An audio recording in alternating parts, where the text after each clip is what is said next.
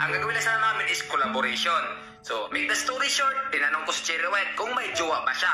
Anong sagot ni Cherry White? Wala akong jowa, matagal na akong walang jowa. So, siyempre ako yung taong hindi may pagkamerites. Hindi na ako nagtanong about sa kanya, kung about sa kanya kay Pacboy.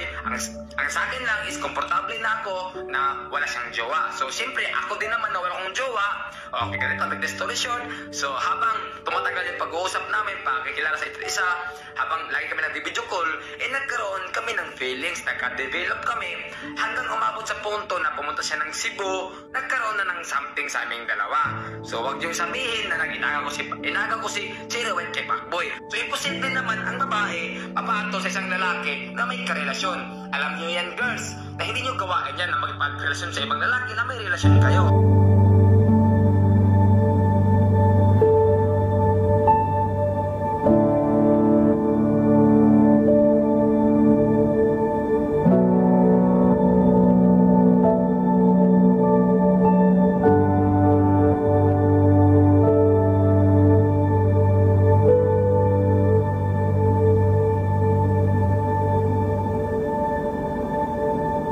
Thank you.